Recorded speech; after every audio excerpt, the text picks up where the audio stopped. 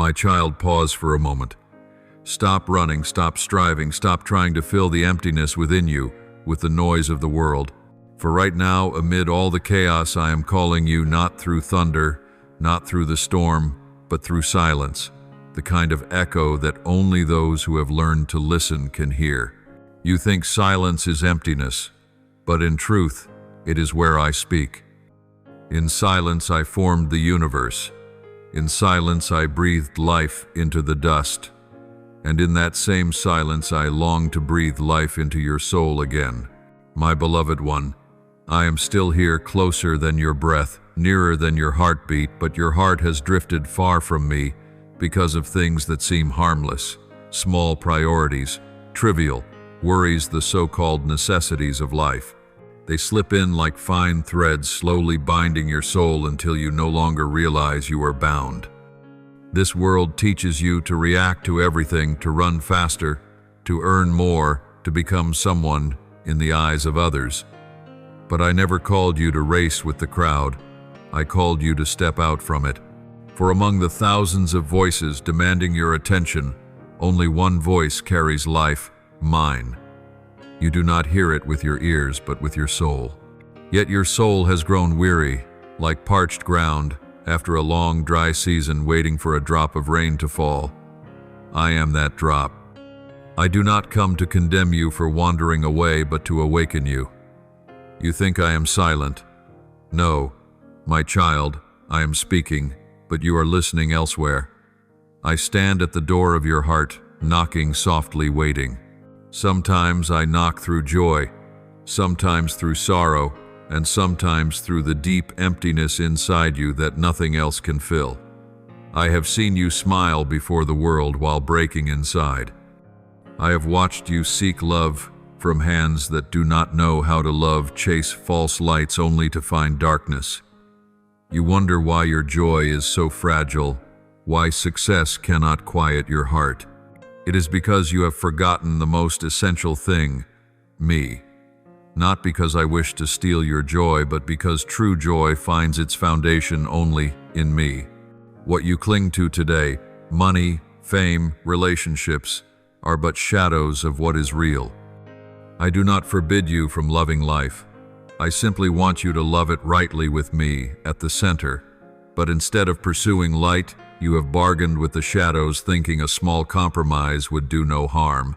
My child, it is in those little compromises that your soul begins to fall asleep.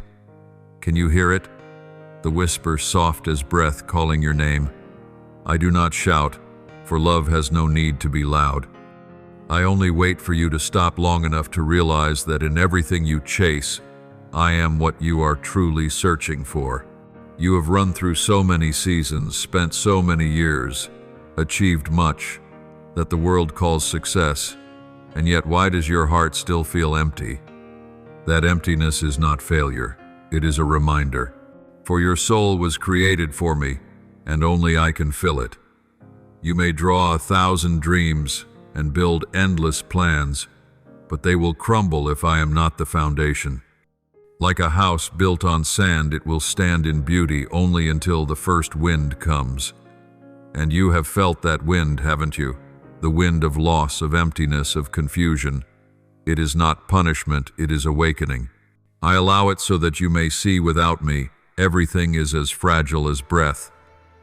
The world calls silence meaningless, but I call it the place of meeting. In stillness, every mask falls away. No more roles, no more titles, no more excuses. Only you, the real you, standing before me. And that is where miracles begin. When you no longer strive to prove yourself, I can heal you. When you stop speaking, I can declare my word. When you let go, I can take hold. My child, I am not seeking a perfect song or a polished prayer. I seek a heart that listens. You have heard the world enough. Now hear the voice of the one who made the world. After the earthquake came a gentle whisper, 1 Kings 19:12. That is how I come, not in the storm, but in the tenderness that melts the heart. The world loves spectacle, but I choose stillness. For only in stillness can the soul realize that my voice does not come from outside, but from within. You have tried to find me in signs, in miracles, in the words of others, but I am speaking within you in the gentle stirring that makes you pause amid your busy day, in the tear that falls for no reason. You can name in the quiet longing. Nothing on earth can satisfy. That is me.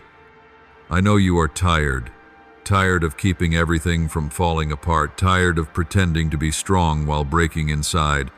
You smile so others won't worry yet. I see the nights when you lie awake staring at the ceiling, whispering, "God, are you really listening?" I am listening, my child. Every breath, every unspoken thought, I know them all. I not only know, I feel, because I love you. Not with the shallow love the world offers, but with a love that was willing to be nailed to a cross. A love that descended into the darkest depths to pull you out. You think I am silent, but truly I am right there in the waiting for you to turn back, not because I need you, but because you need me. My child, if you could see what I see, you would know that your soul shines brighter than the sun in my eyes. You are not here by accident. You are not a mistake of creation. You are a part of my eternal design. Yet your soul has been veiled by the dust of worry, weighed down by fear, and suffocated by the expectations of this world. I long to breathe new life into you. I want to give you back the eyes that see what I see, that you are love chosen and called to live a life far from ordinary. But you must stop long enough to hear that call. I cannot shout above the noise inside your head, for true love never forces itself. I only whisper and wait for your reply.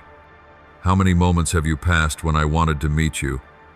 When the sunset painted the sky in violet hues, when a raindrop fell gently upon a leaf, when the smile of a stranger softened your heart, each of these was a sign.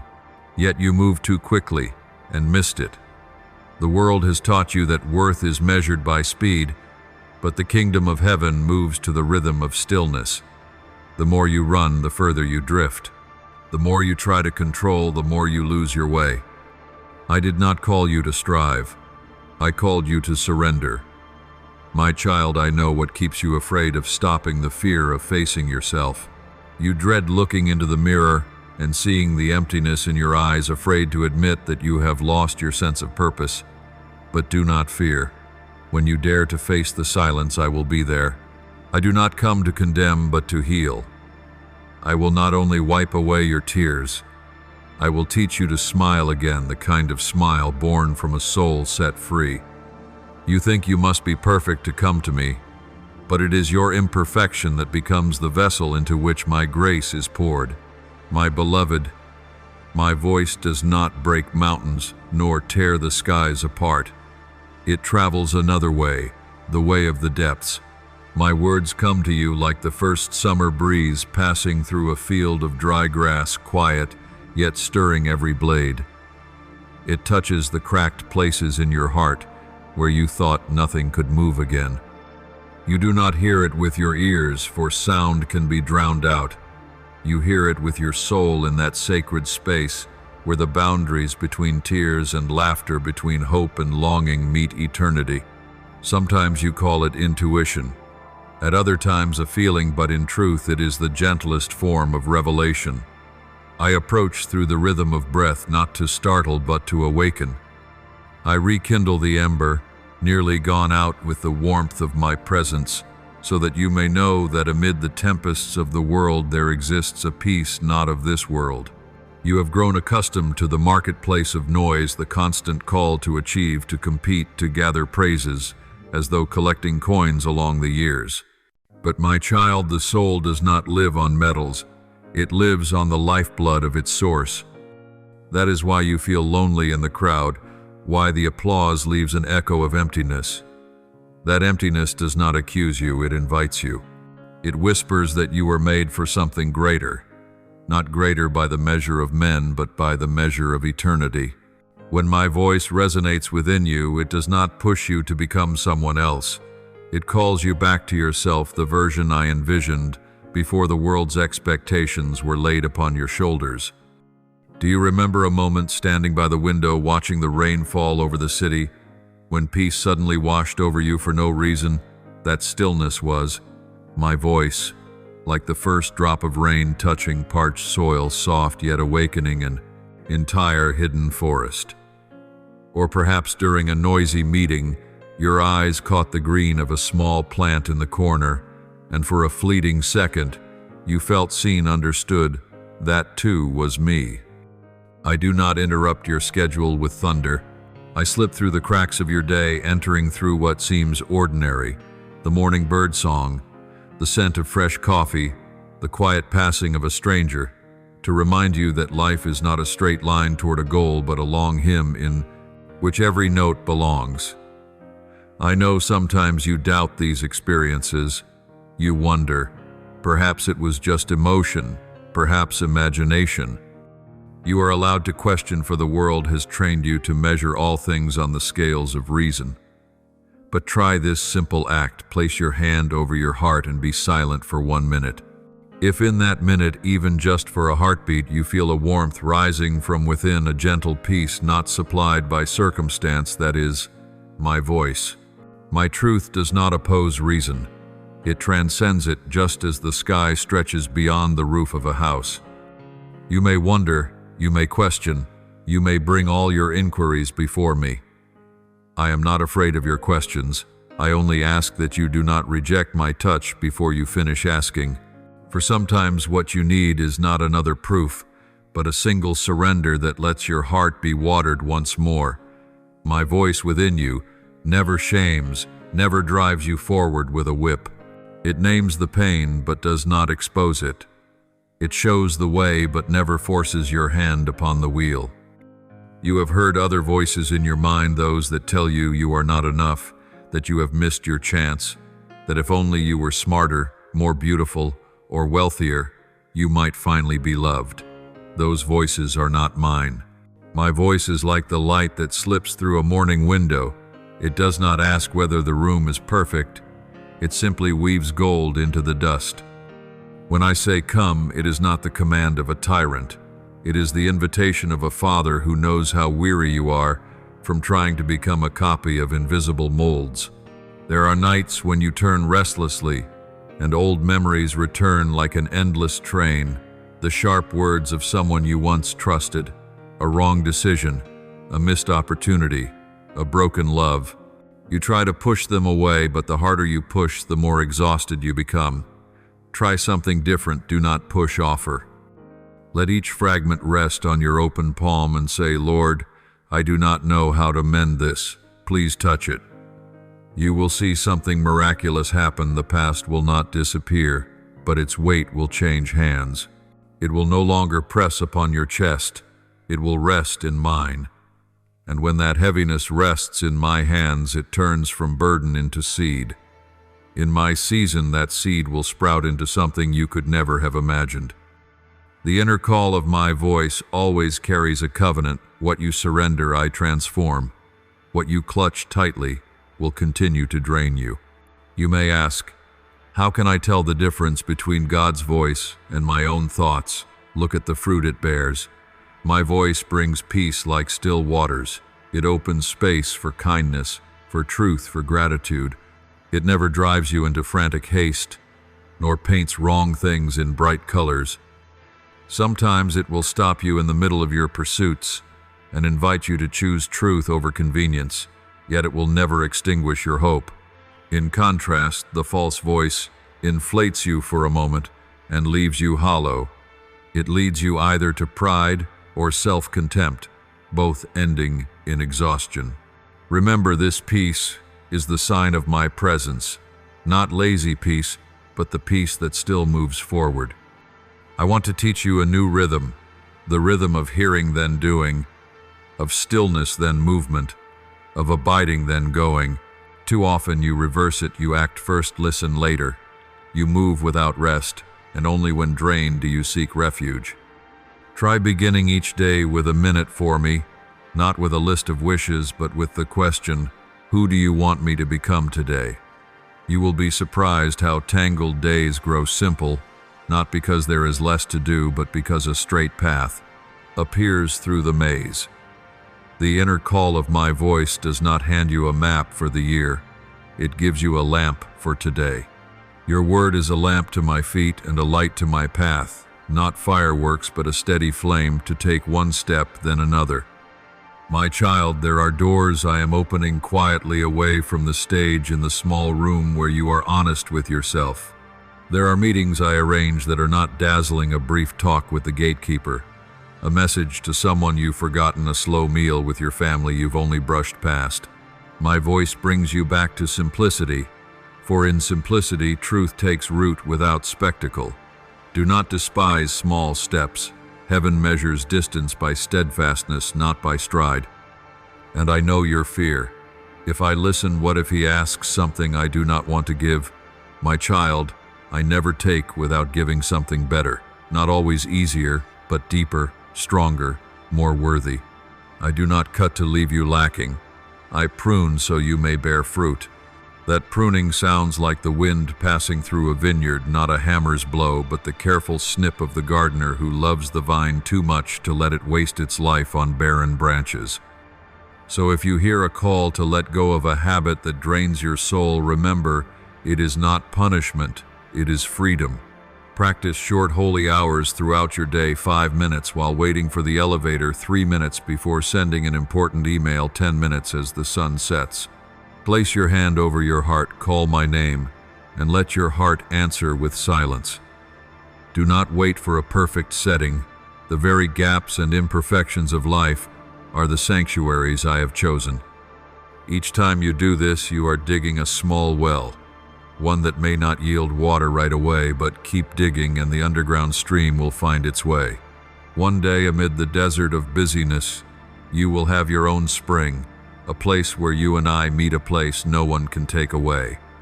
And when you have listened long enough, you will come to realize something profound.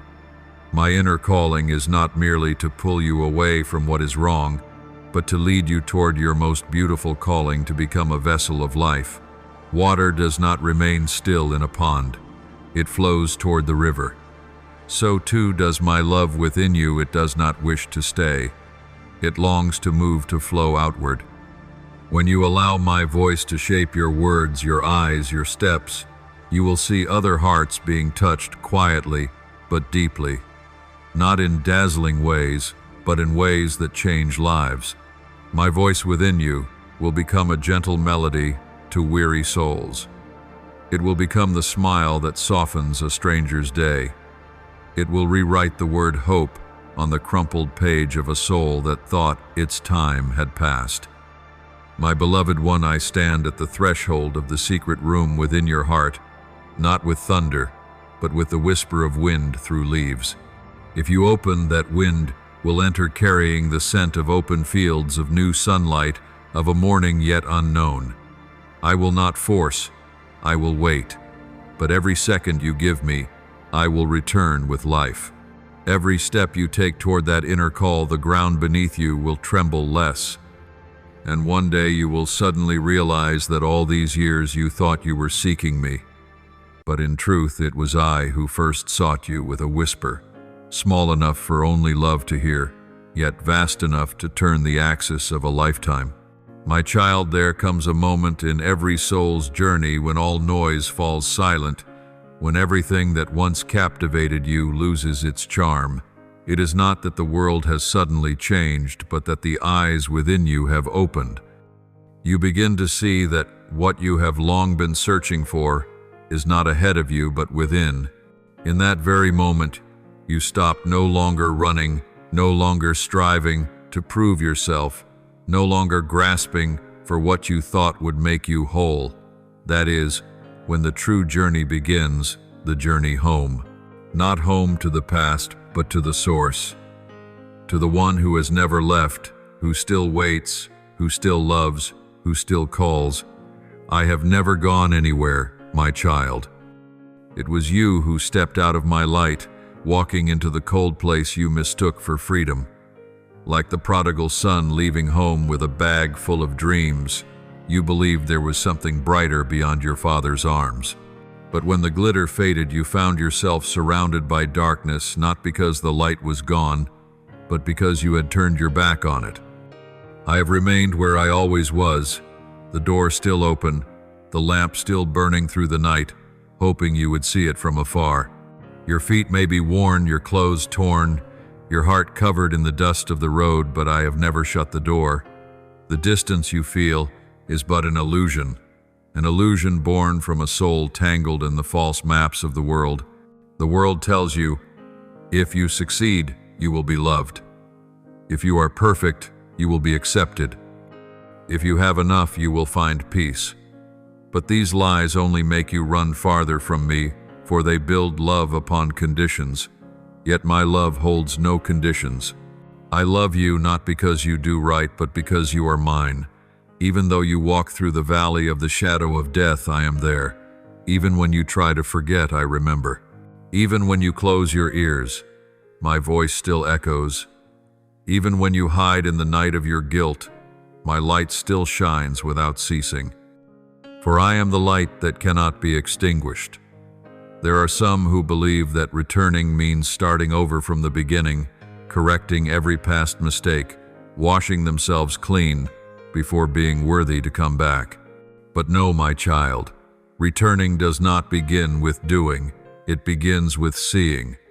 When you see that I am still there, when you admit that it was you who wandered far, that is the true beginning. Everything else I will do. For true transformation does not come from your effort, but from your surrender. When you stop resisting, when you let go, when you whisper, Lord, I am weary, please lead me home, heaven bursts open. All of heaven rejoices for one soul that chooses to return, for there is nothing more beautiful than the sight of a child rediscovering their father's embrace. I know there is still a trace of doubt in your heart. Would God still want me? After so many mistakes, so many broken promises, so many times, I said I would change, but fell again. My beloved, I have never loved you because you never fell. I love you even when you are lying in the dust.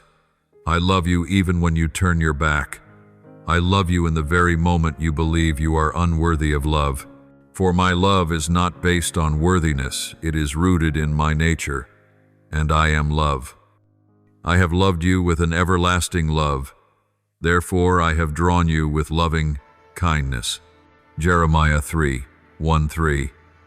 Whenever fear rises in you, remember that my mercy is stronger than sin and my grace is deeper than any abyss.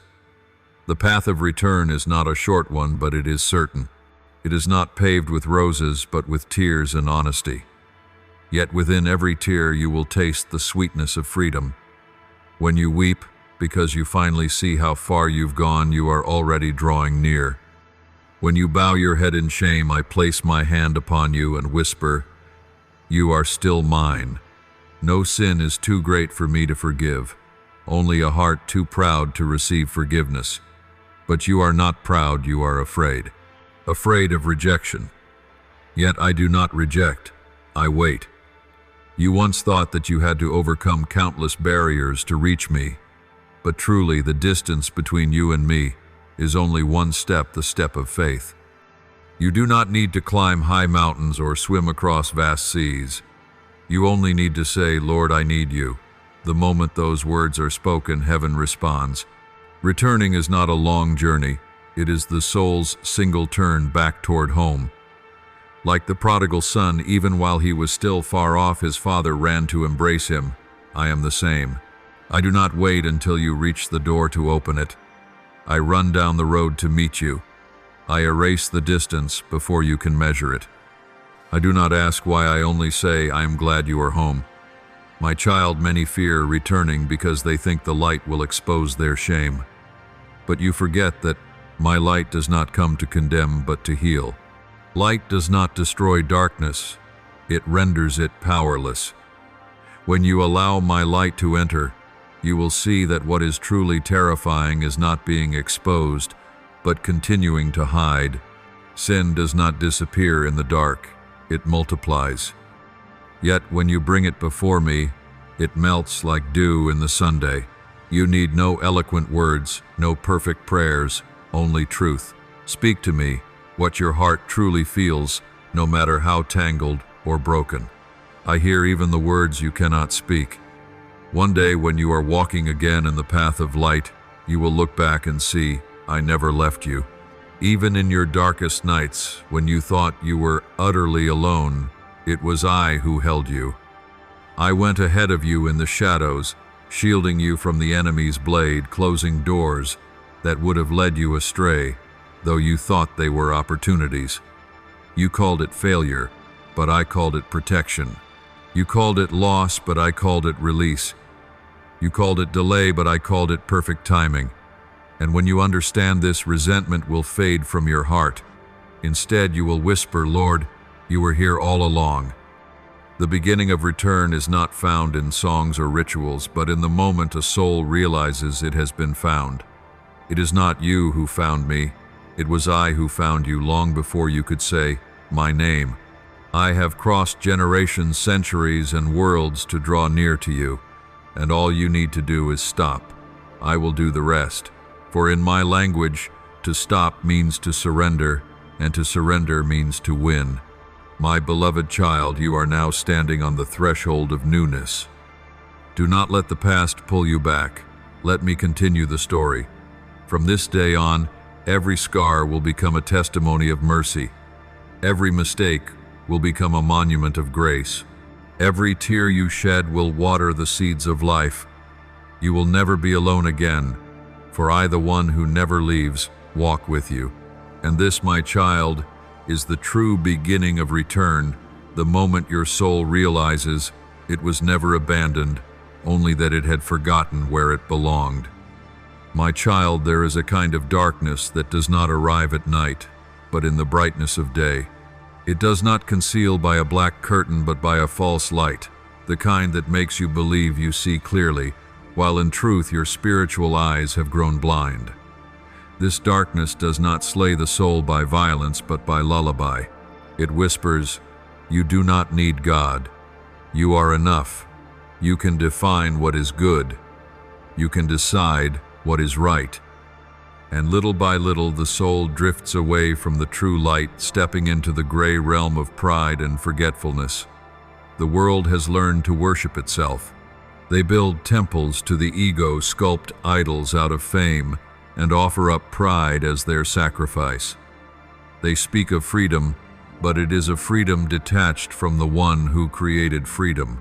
They speak of light, but it is light without a source, only the faint reflection of human dreams. They speak of justice, but their justice has no love, their love has no holiness. In the storm of intellect and self-exaltation, humanity has enthroned itself and proclaimed to be the center of the universe. Yet the universe trembles when man dares to call himself God. Do you see, my child? They say religion is obsolete, that faith is for the weak.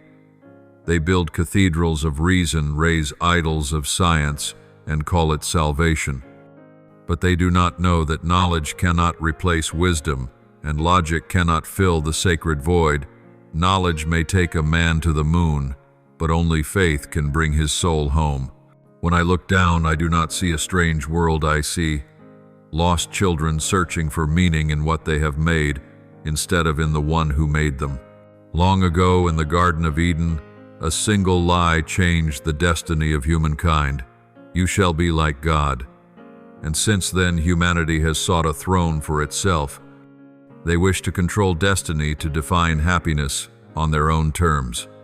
They do not know that every time they exalt themselves, they fall deeper into the pit of fear. For without me, man cannot sustain glory. He can only imitate it for a fleeting moment before it fades. The first sin was not eating the forbidden fruit, it was believing they could live without me. And that is the same sin of this age, a generation that wants goodness without the Holy One, peace without surrender, blessings without the source of blessing. I do not condemn mankind for wanting to understand. I myself placed within them the desire to seek, but that desire was meant to lead them back to the source, not to replace it. When knowledge separates from faith, it becomes a sharp sword in the hands of the blind. When freedom is no longer bound by love, it turns into a sweet form of slavery. Today's world wears chains of gold, glittering beautiful and bearing noble names: choice, individual strength, authentic living. Yet these are the hidden fetters of false freedom, pulling the human soul deeper into the illusion that they are masters of their own existence. My child, I see cities blazing with lights, yet lacking the light of the soul. I see people connected by millions of signals, yet hearts farther apart than ever. They can reach one another with a single touch, but they no longer know how to call upon me in prayer. They are so busy that they no longer know how to feel, and when silence comes, they are afraid of the emptiness within, afraid of hearing the voice of truth. The world has taught them that silence is waste, that stillness is failure. But I say, it is in stillness that the soul is reborn. Some ask, if God exists, why is he silent? But my child, how can I speak to a soul that refuses to listen? My voice cannot pierce through the noise of pride, of self-sufficiency, of endless clamor. I have called in many ways, through truth, through love, through the tears of the righteous, through the death of my Son on the cross, yet humanity turns away. It is not that they cannot hear, it is that they do not want to understand. For if they understood, they would have to change, and change is what lovers of darkness fear most. My beloved, when man makes himself God, he thinks he is strong, yet he becomes a slave to expectation, to greed, to the gaze of others. He bears burdens he was never designed to carry. He tries to control his small universe and collapses under its weight. I created man to depend on me, not to replace me. I am the pillar his soul needs the breath. He draws each moment without knowing. He may live without knowing me, but he cannot exist apart from me. For in me he lives and moves and has his being. My child, look upon the age in which you live. Everything appears abundant, yet the hearts of men are empty. They no longer sense the sacred in the sunrise, nor hear the whisper of the Spirit in the wind. Instead, they fill the hollow within, with speed, with entertainment, with busyness. Busyness has become a spiritual anesthetic, numbing them to the truth that their souls are quietly dying. And when the emptiness rises within, they pour in more noise to drown it out. They do not realize that the very emptiness they flee from is my voice calling. For when a soul thirsts, it is the sign that it remembers home. Yet I remain merciful. I do not withdraw my love simply because humanity forgets. I still walk among them, not in the form of kings, but in the small and quiet things, in the eyes of a mother praying for her child, in the tears of a righteous one, misunderstood, in the smile of one who forgives despite betrayal. That is where I dwell. For I am not confined to temples made of stone. I dwell within the sanctuary of the heart. As long as a soul still longs for what is good, still grieves over what is wrong, my light continues to flicker within it, waiting to blaze forth once more. My beloved, beware the darkness of forgetfulness, for it does not come with a roar but with a lullaby. It convinces you that all is well, that you are still good, that doing right is enough without surrendering to me. But virtue alone cannot save the soul, only my love can. Not because I am selfish, but because all true goodness flows from me. When you separate goodness from its source, it withers. When you take light away from the sun, it fades.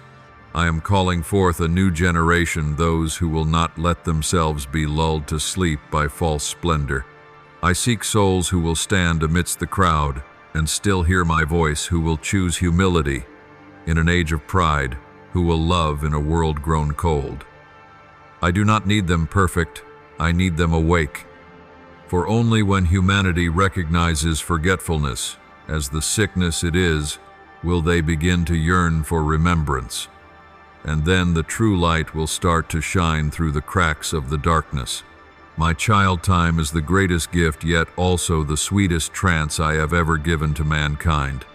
It flows gently like an endless river, making them forget that this river has both a beginning and an end.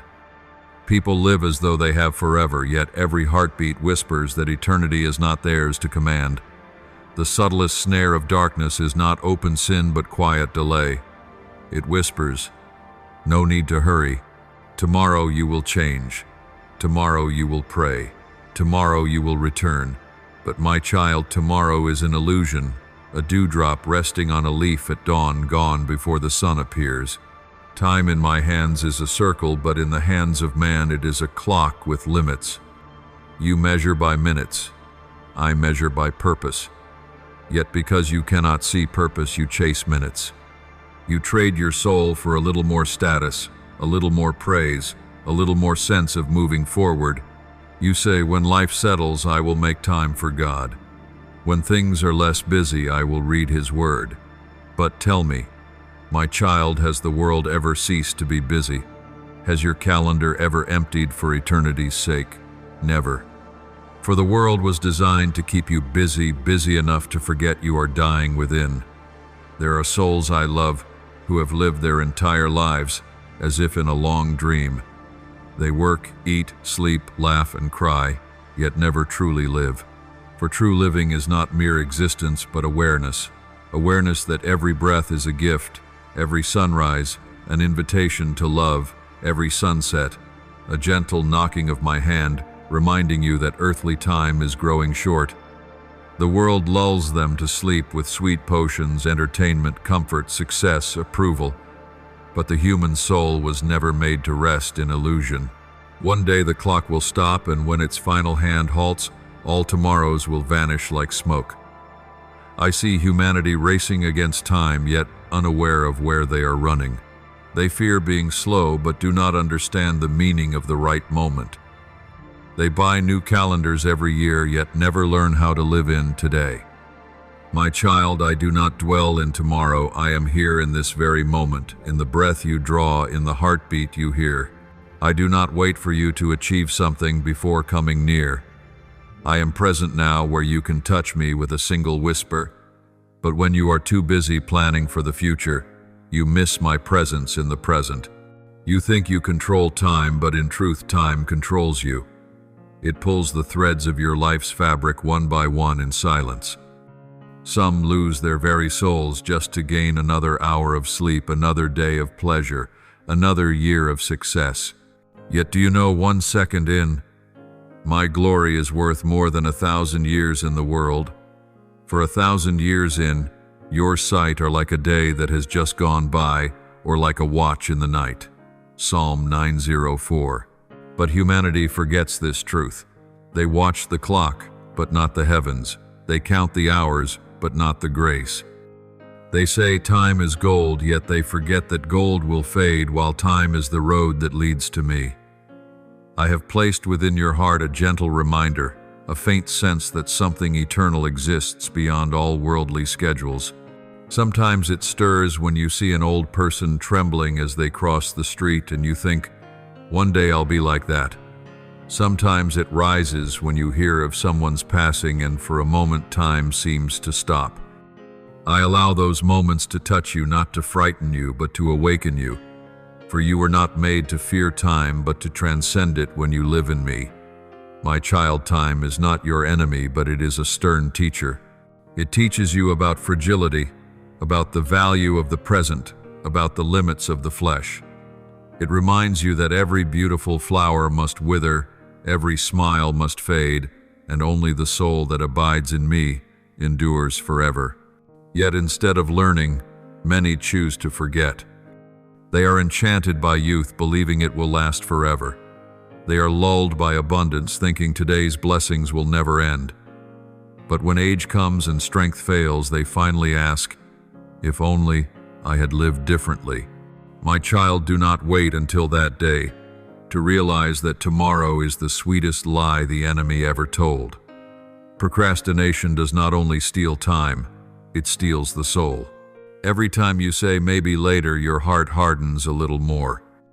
Every time you push aside the whisper of the Spirit, the light within you dims a little further. Not because I withdraw, but because you are closing the door yourself. You think you are simply delaying, but in truth you are retreating. For faith never stands still, it either advances or declines. Every moment of hesitation is a step away from the light. That is why I say, if today you hear my voice, do not harden your heart, today, not tomorrow. For tomorrow is but a shadow while today is your breath. I know you fear losing control. You want to be sure that when you return everything will be okay, that you will be strong enough, ready enough, good enough.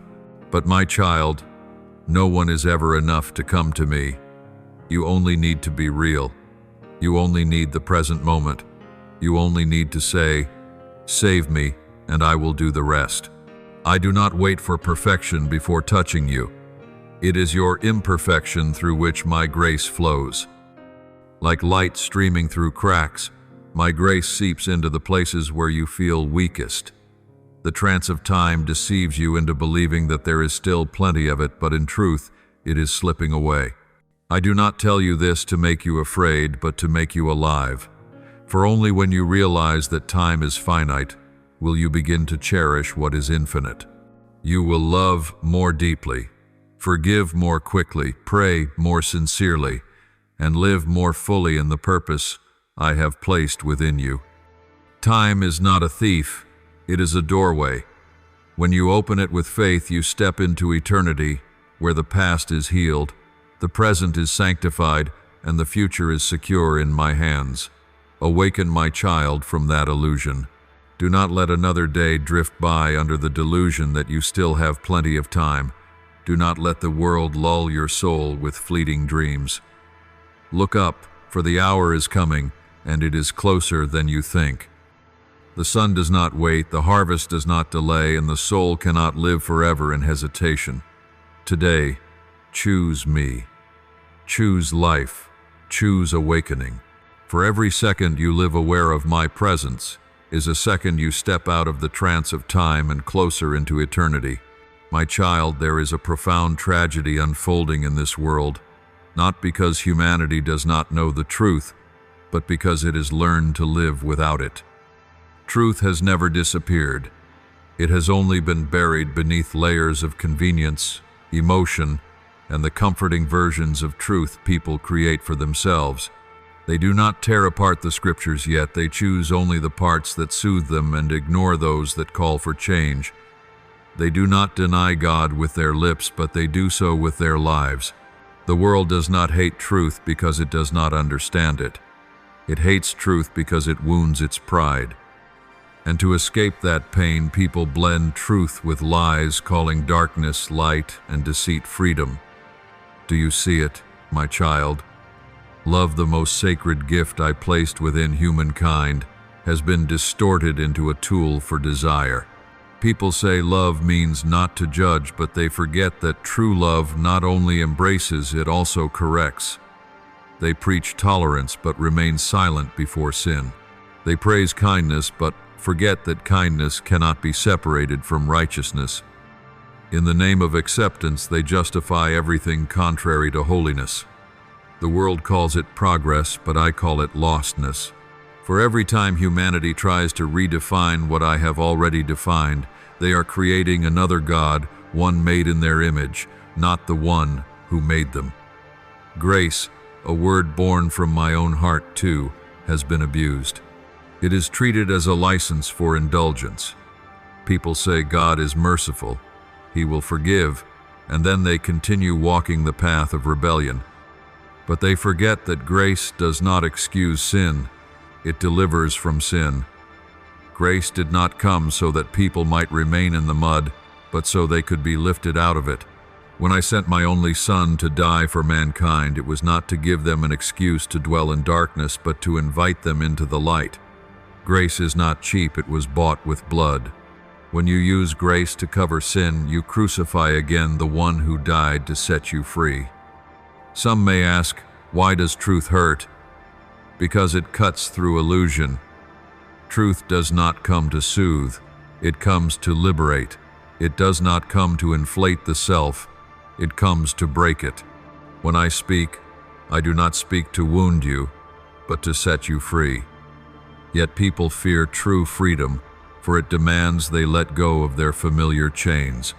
They love the darkness because it hides their stains, while light exposes all things. So when the light appears, rather than opening their hearts to receive it, they shut their eyes and call it harsh. Today, truth has been replaced by opinions. Everyone has their own reasoning. Everyone says, "This is my truth," but my child truth does not come in versions. It does not bend to culture. It does not sway with emotion. It does not fade with time. Truth is me, unchanging, eternal, and non-negotiable. People may compromise with one another, but they cannot compromise with me. When they choose half-truths, they choose lies. When they keep only the parts that suit their desires, they reject the very root of truth itself. I see teachers who preach grace, but never mention repentance. They speak of blessing, but not of holiness. They proclaim love, but forget that true love walks hand in hand with reverence. They fear losing their audience, so they silence truth. But when a shepherd falls silent, the flock will wander. The world does not need more pleasant words.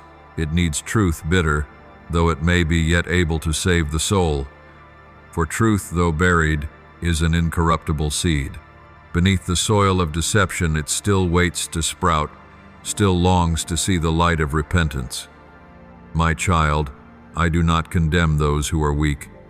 I know the frailty of humankind, but I grieve when they call weakness right, when they call sin nature, when they call apathy wisdom. When a soul stops seeking truth, it begins to die, not with noise, but quietly, little by little. Each time it compromises, each time it says, "Just this once." Compromise is the doorway to forgetfulness, and forgetfulness is the grave of truth.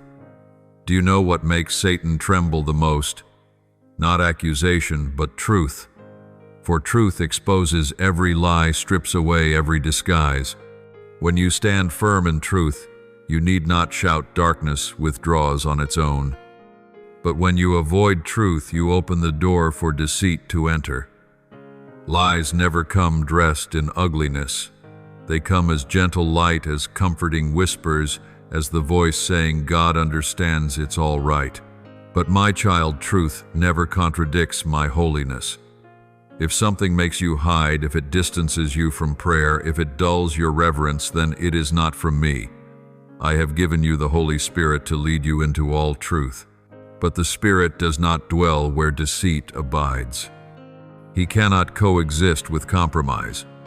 So when you choose to live in half-truth, he grows silent, not because he has left you, but because he is waiting for your honesty.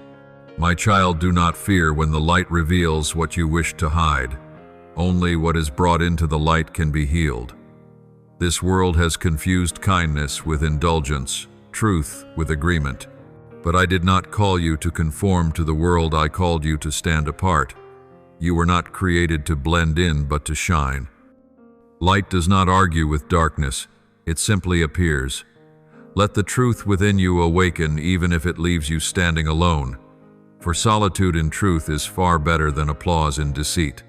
And when you choose to stand with truth, I will stand with you. Even if the whole world turns away, I will not. My child, remember this. Truth cannot be buried forever. Even if people cover it with 1,000 layers of deceit, it will still rise and shine. For truth does not belong to man, but to me, the one who cannot be deceived. One day everything hidden will be revealed, and every lie will be swallowed by light. Those who love the truth will shine like stars in eternity. Until that day, keep the lamp within your heart burning. Though the winds of the world may rage, let that flame, the truth of mine, consume every falsehood that seeks to cling to your soul. For only when truth lives again within you, will you truly be free. My child, there is a wall being built between me and humanity, not of stone or iron, but of bricks made from pride, self-importance, and compromise. It does not rise in a single night, but little by little through each small decision, each careless glance, each moment when one chooses my will over yours. When people begin to believe they are wise enough to live without my guidance, strong enough to stand without my help, when they start measuring the value of truth by the scale of their own feelings, that is when the first brick is laid. And then the wall grows higher unnoticed until they can no longer hear my voice nor feel the warmth of my presence. Pride is the most invisible, yet most perilous sin, for it wears the disguise of reason and honor. It does not come with the roar of rebellion, but with the sweet whisper, "You are enough."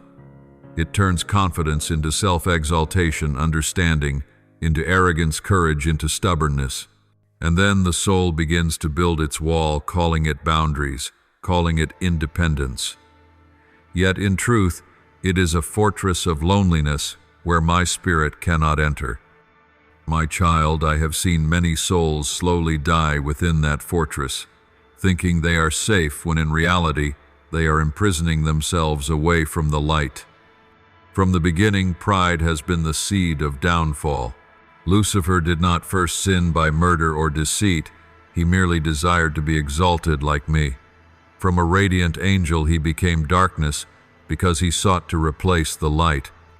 And since then, that story has repeated itself through humanity, seeking the power to define good and evil, to write its own laws, to establish its own throne.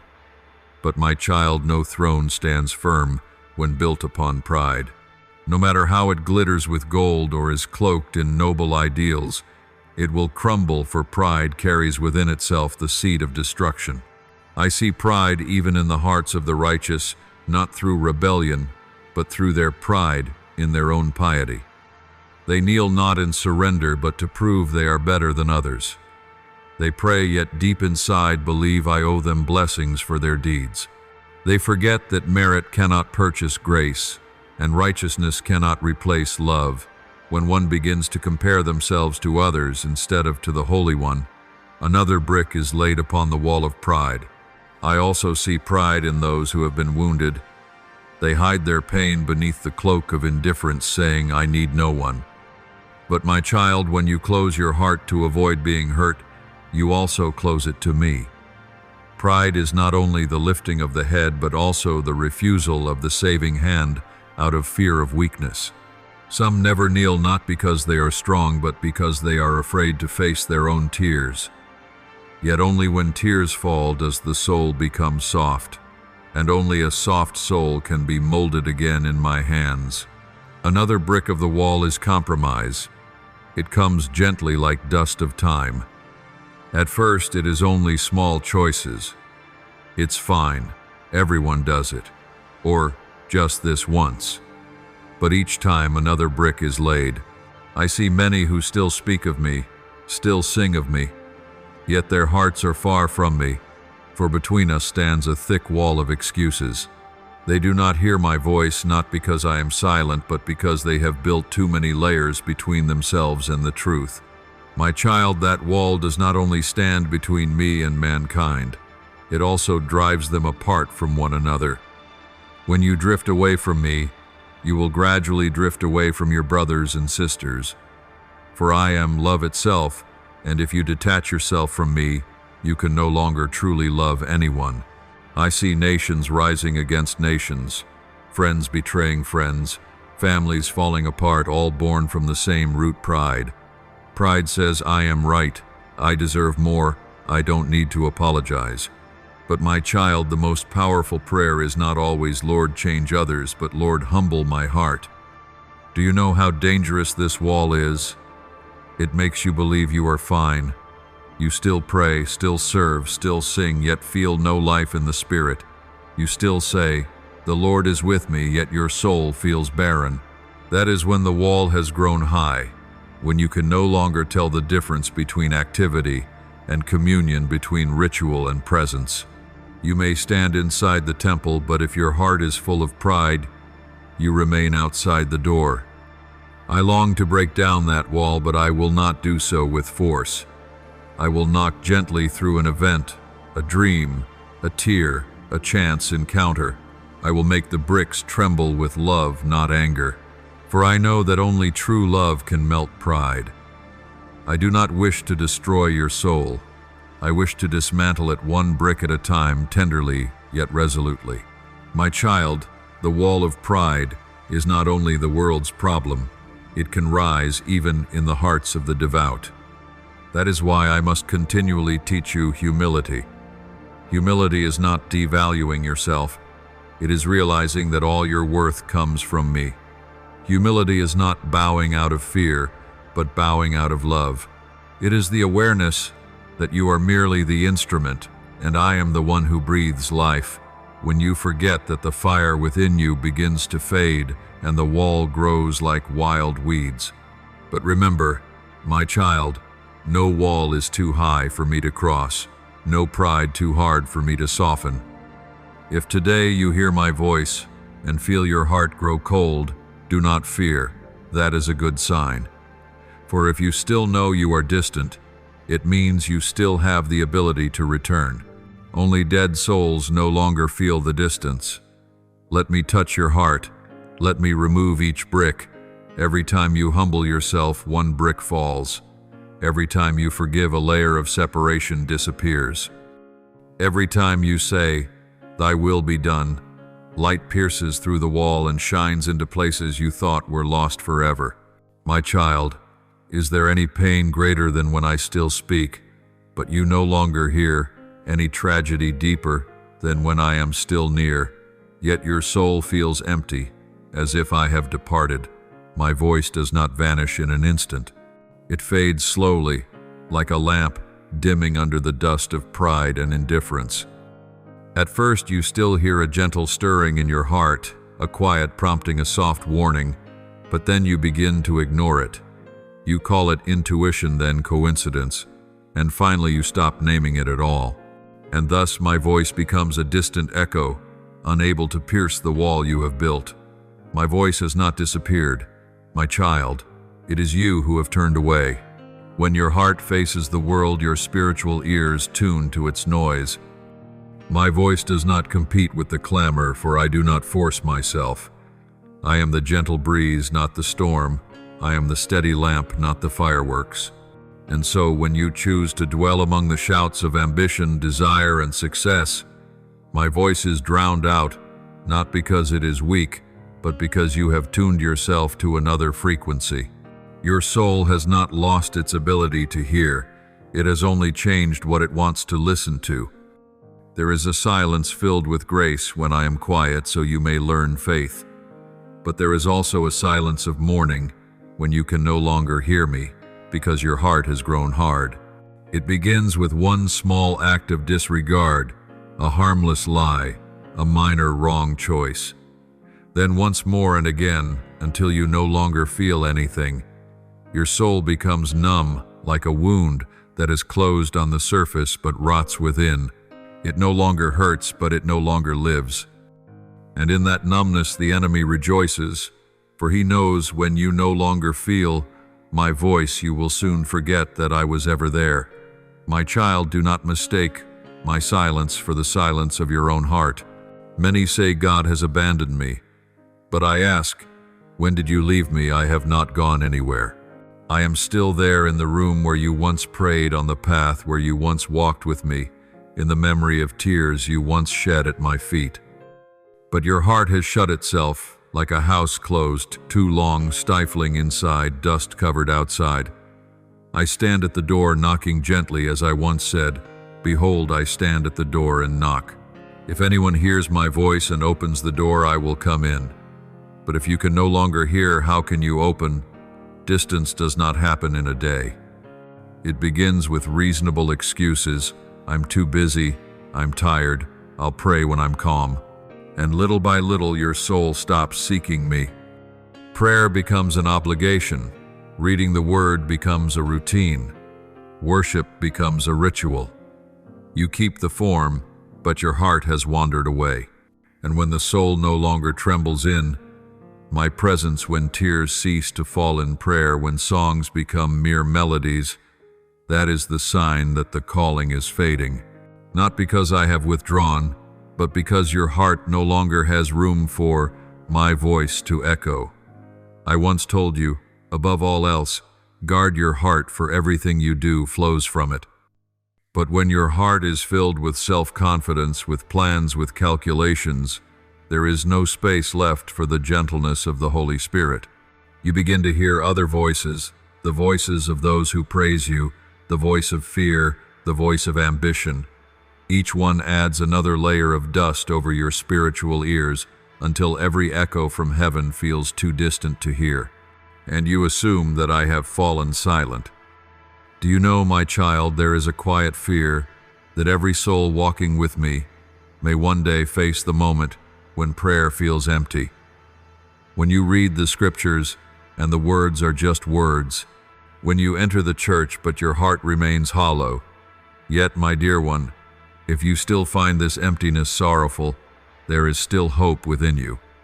For a truly dead soul no longer grieves my silence.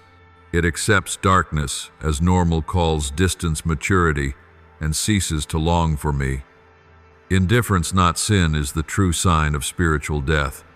I speak to you in many ways, through my word, through circumstances, through people. I send your way, but if you only listen to what pleases your will, you will miss the rest. Pride filters sound, keeping only what is pleasant to the ear, and so I may still speak, yet you no longer understand. I may warn you, but you will think it is for someone else. You will hear my word as a speech, not as the voice of your Father. That is when the calling grows faint. But my beloved, I will not let that voice die out completely. Even if it becomes a faint whisper, I still use it. Even if it's only a vague sense that something is wrong, I breathe life into it. All it takes is for you to stop and listen, and the flame will rise again. For I never abandon a soul that still longs to hear me. You may have gone far, but I have never stopped calling. My voice may no longer ride upon the wind, but it still dwells within silence, in the stillness between heartbeats, in the breath you take, in the tear that falls without reason. My child, when you find yourself in a spiritual desert, do not despair. The wilderness is not a sign of my absence, but the place where I test the heart. In the desert I do not speak with thunder, but with deep silence, to teach you that faith is not built on emotion, but on the knowing that I am still there even when you do not feel me. When you learn this truth, you will understand that silence is not always absence. Sometimes it is the proof that I am closer than ever. And then when the walls of pride crumble, when you humble yourself and whisper, "Speak, Lord, for your servant is listening," my voice will sound again. Not loudly, not harshly, but like a warm breeze flowing through the dry chambers of your soul. You will realize that the calling was never gone. It was only waiting to be heard once more. And when you hear it again, you will weep, but those tears will no longer be of sorrow, they will be of rebirth. My child, I know that when you hear the word warning, your heart may tremble. But do not be afraid, for my warning does not spring from wrath, but from love, a love so fierce it cannot stay silent while your soul walks toward the edge. True love is not only gentle and comforting, it also calls out in the dark, shakes the sleeping heart, and cries out at the brink of danger. If I were silent and let you go astray, that would mean I no longer loved you. But because I love you, I must speak. Because I love you, I cannot let you destroy yourself through the deceit of sin and pride. My child, I see what you cannot see. I see the fragile thread that stretches between life and death, between grace and judgment, between light and darkness. You think you are still fine, but every time you compromise, another brick is laid upon the wall. You tell yourself, it's nothing yet, but time is passing and the wall is rising higher. Do not wait until the moment you realize that this wall has blocked not only my voice, but also the path back to me. I do not warn you to make you afraid, but to save you. For I know that without awakening, the human heart will slumber in complacency until the door of grace closes. My child, I see when your soul begins to grow cold. I hear your prayers, the words remain steady, but the heartbeat is gone. I see you sing, but the melody no longer carries the breath of reverence. I hear you say, God is still with me, but you say it to comfort yourself, not because you truly feel my presence, and I grieve. Not because you have done wrong, but because you no longer desire to hear my correction. When love is disregarded, it does not vanish, it turns into tears. And I have wept for souls that are grateful, but unawakened souls that know I exist but do not know who I am. My child, I once warned another generation, A generation that witnessed miracles, ate manna from heaven, crossed the Red Sea, yet still hardened their hearts. They thought that because I was patient, I would never act. But it was their very pride that led them to wander in the wilderness for 40 years. They died while the promise still remained, for they loved comfort more than obedience. And now the world you live in is no different. I still bestow grace, still let the rain fall and the sun rise, still open the door of mercy, yet people take it for granted. They say, if God is truly just, why has he not judged? But my child, every day I delay is another day grace is extended. I postpone not because I am weak, but because I love.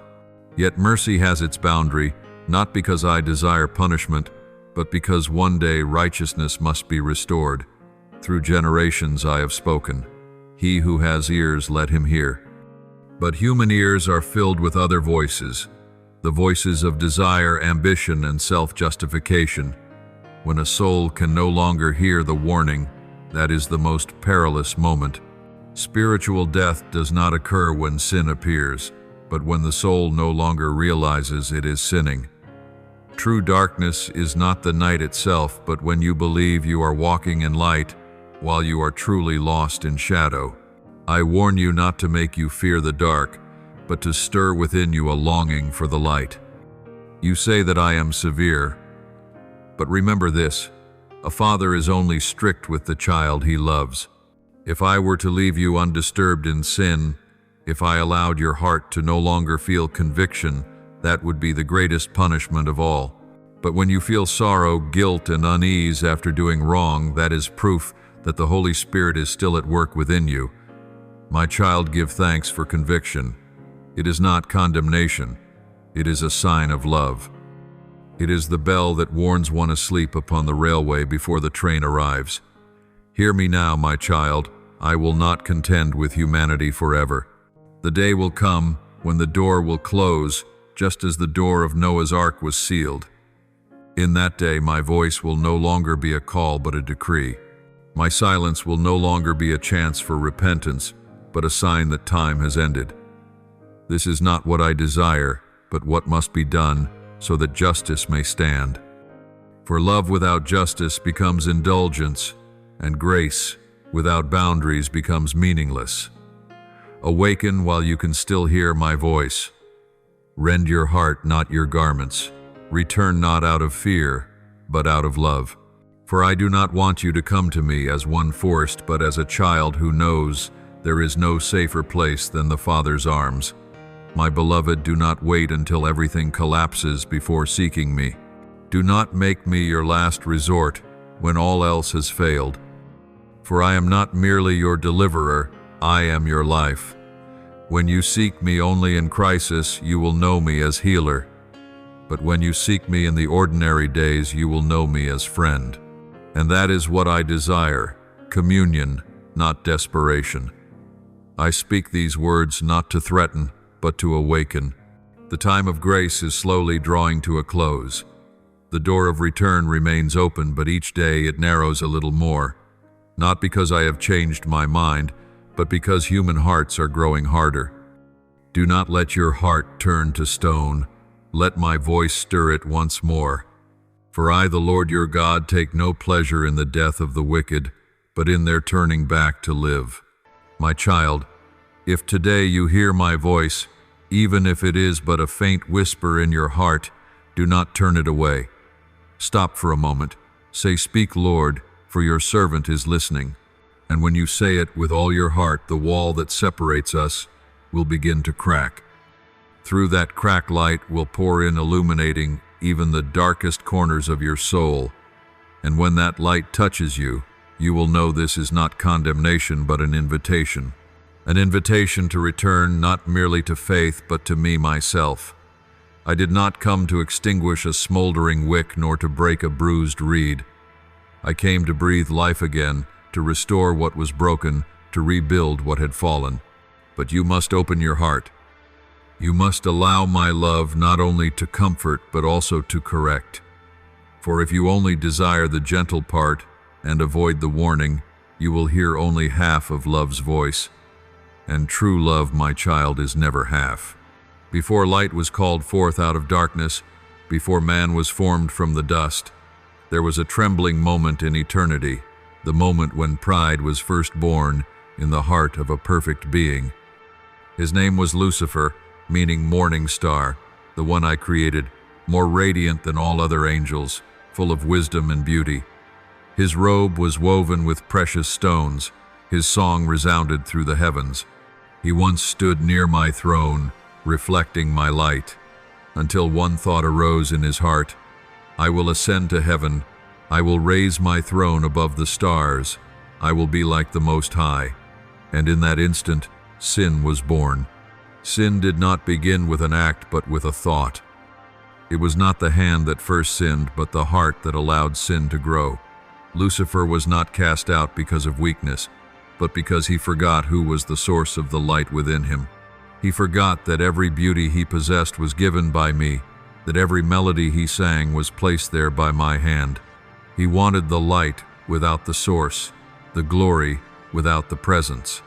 And when he grasped for what was not his, he lost everything. I saw Satan fall like lightning from heaven, a truth etched into eternity, a reminder that no one can dwell in light while turning away from its source. From that moment, rebellion became a venom that spread through creation.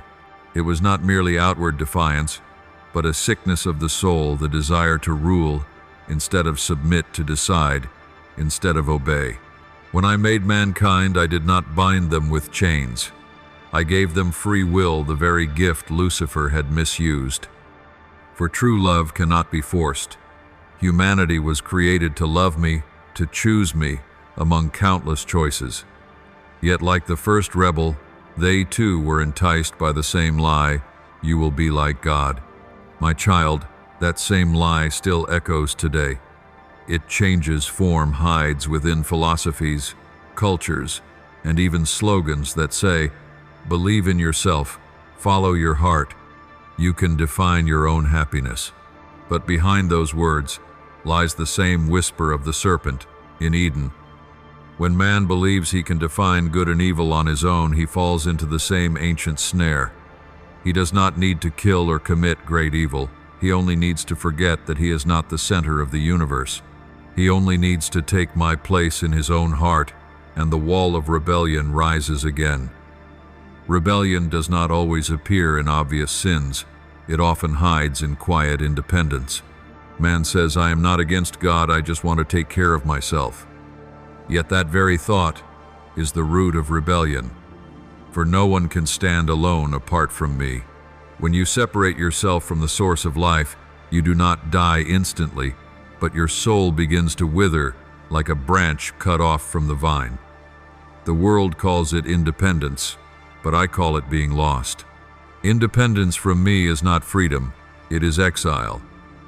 I have seen it in every generation, from Eden to Babel, from proud empires to self-satisfied hearts. Humanity keeps repeating the same old lie in new ways. They build their towers of Babel from technology, from knowledge, from religion, from fame. They say, I will ascend to heaven not with angelic wings, but with the intellect of man. Yet every time they try to climb by their own strength, they drift further from the source of light. For no one can reach heaven by the ladder of pride. The only road that leads to me is the road of humility. My child, rebellion begins when gratitude is replaced by entitlement, when the human heart ceases to look up to me with thanksgiving. It begins to look around with envy. When one forgets that every breath is a gift, life itself becomes a claimed privilege. And when that privilege is viewed as one's own possession, the desire to control it according to one's will arises. That is the moment the soul drifts away from me. For what keeps you close to me is not fear, but gratitude. A grateful heart cannot rebel because it never forgets who is the source of all goodness. But the rebel does not see this. He imagines independence to be glory. Yet my child, light that separates from the sun fades. A stream that leaves its source dries up, and a soul apart from me dies. It is not I who condemn, but the very law of life itself, for I am life. Apart from me, nothing can endure. Lucifer was not destroyed by my hand. He chose to leave the only place where life could be sustained. And that is what humanity still does each day with every decision, with every moment it turns away from the whisper of the Spirit. I tell you this not to make you afraid, but to make you understand. For when you know the root of rebellion, you will learn to watch for its seeds within your own heart. Each time you say, "My will must be done," that seed grows. Each time you think you understand me well enough not to ask, that seed takes root. And when it grows, it bears a bitter fruit: complacency, compromise, distance. My child, pull out that seed while it is small. Do not let it grow into a tree of pride, for once it matures, its roots will burrow deep into your soul. I want you to know that rebellion is not merely an act of defiance, but an ungrateful response to love. When I bless you, and you forget to give thanks, that is rebellion. When I warn you and you remain silent, that is rebellion. When I call and you say, "Later," that too is rebellion. It is not always loud, sometimes it hides in quiet indifference. But that indifference kills the soul faster than any sword. Yet I do not speak of Lucifer to terrify you, but to remind you that you are not like him, for you are the one I love, not the one I cast away. He chose pride, you can choose humility. He chose false light, you can choose the true light. I did not create you to be a copy of the fallen, but a reflection of my Son, the one who humbled himself to the cross to heal the wound that pride first caused. My child, remember, every rebellion begins with forgetting who the true Creator is. When you forget that all you have comes from me, your heart will begin to believe that you are the source. But the moment you remember, the moment you bow and say, "Lord, you are the one who made me," the chains of rebellion will fall away. For surrender is not loss, it is return. It is coming home to where the soul belongs, where light never fades and love never leaves. My beloved, once the root of rebellion took hold in humankind, it grew into a solid structure, an invisible throne built within the soul. That throne is not made of gold nor crowned with jewels, yet it occupies the deepest chamber of the heart, the place meant only for me. From the moment man decided he could be like God, he began to build his own throne. He set reason as king emotion, as queen, and self-will as sovereign power. And so, my throne was displaced from the center of the soul, replaced by a temporary ruler named I Want. The throne of self-exaltation is not built in a moment. It rises through generations, through cultures, through philosophies that praise man as the center of the universe. They say, "Believe in yourself," not realizing that this very phrase, when severed from faith in me, marks the beginning of collapse. For man was made to believe, but when faith no longer looks upward, it turns inward and slowly consumes the soul. The throne of pride makes man worship himself. No longer does he say, "Thy will be done," but declares instead, "My will must be accomplished." No longer does he seek guidance, but proclaims, "I know what is best for me." Yet, my child, who can truly know what is good without knowing what is eternal?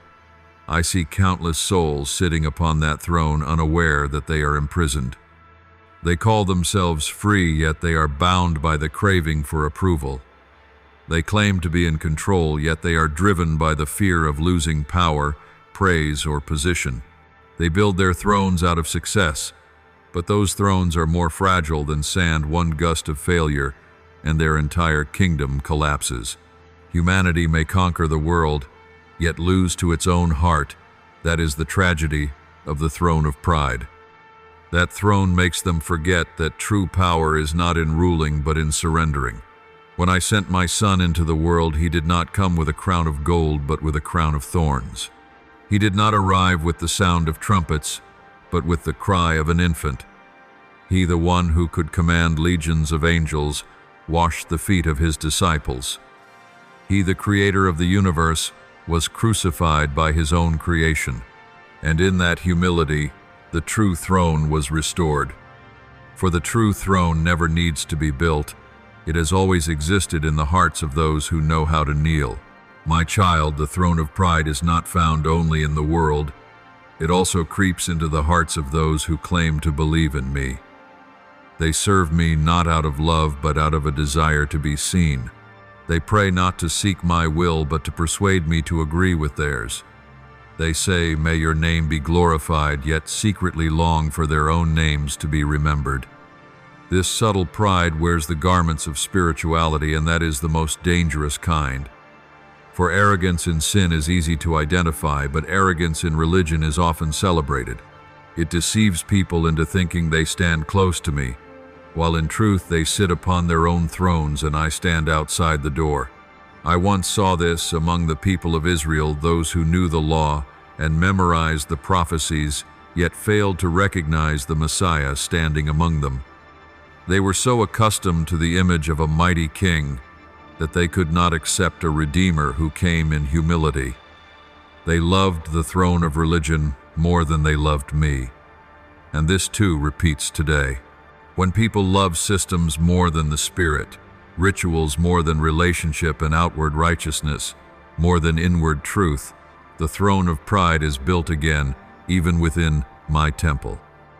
That throne has no visible form, but its signs are clear when you begin to say, "I know," instead of "God knows," when you start to believe you are right and others are wrong instead of asking for discernment, when you choose to defend your ego rather than seek the truth, then the throne has been built, and once you sit upon it, my voice grows faint, for two kings cannot rule one kingdom.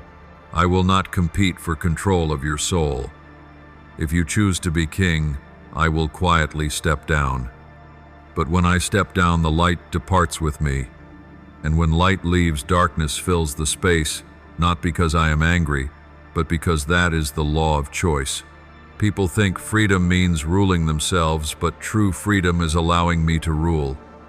For I did not come to enslave, but to set free. When you surrender, you do not lose authority.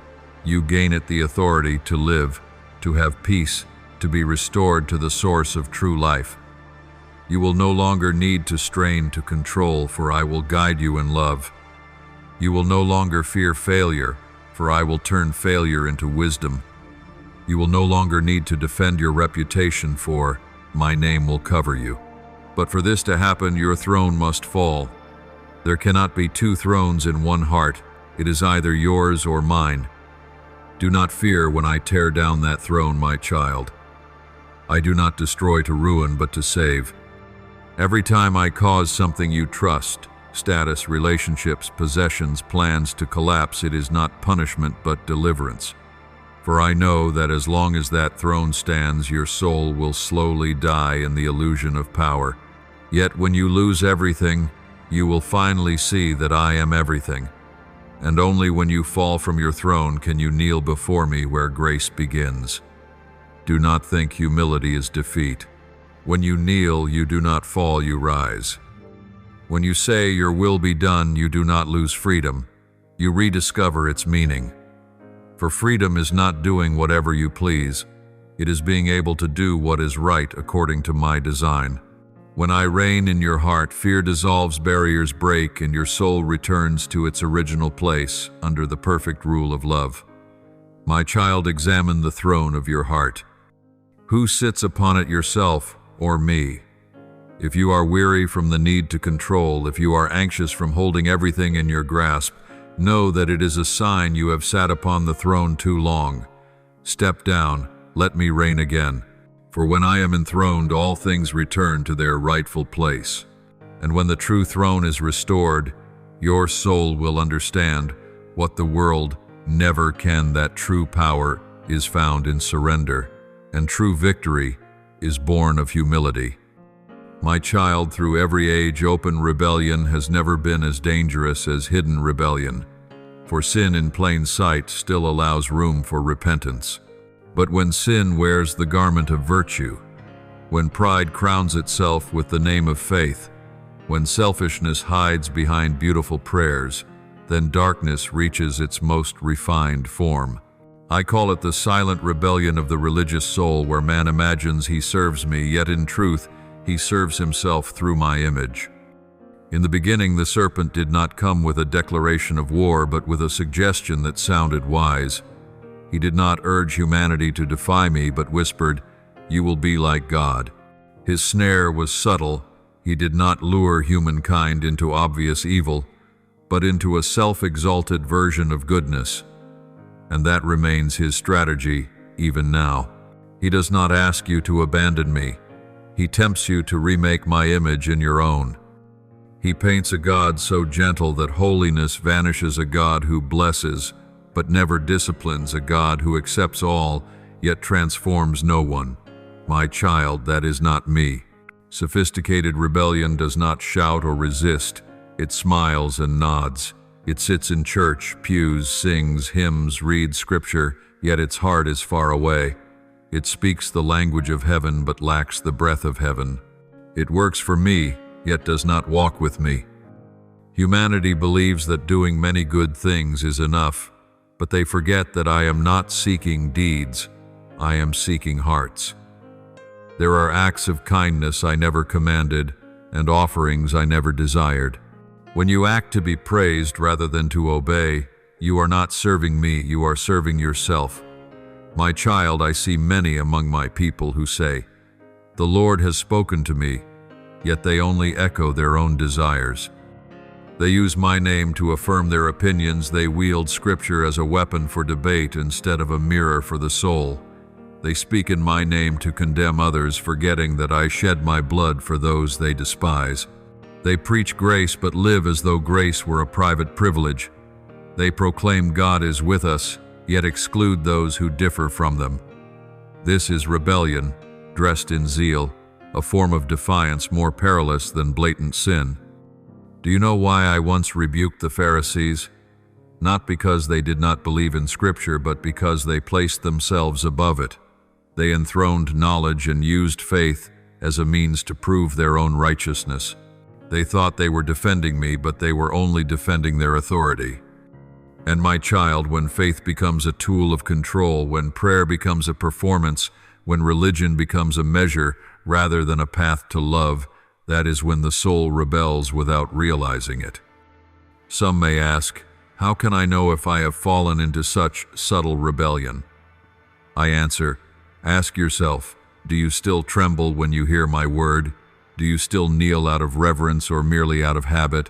Do you pray to listen or only to demand? Do you love those who are difficult to love, or only those who agree with you? If these questions unsettle you, it is a sign that my spirit is awakening you. For rebellion does not begin with a wrong act, it begins when the heart no longer trembles before holiness. I see many who say God lives in me, yet live as though they are the center of all things. They choose the parts of Scripture that please them and discard the ones that call them to change. They say God understands me and continue in what I have forbidden. They say God loves me unconditionally, but forget that such love always calls one toward repentance. They say I am free in grace, yet use that freedom to deny my lordship. They call it modern faith, but in truth it is ancient pride dressed in new garments. My child's subtle rebellion does not only dwell in actions, but in attitude, the desire to control even how I move. You want my blessing, but not my correction. You want me to say amen to your plans, yet you resist when I change them.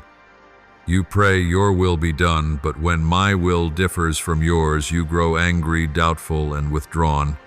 That is when the throne of self rises again within the temple of faith. I speak this in love. Do not let outward piety become a veil for inward unbelief.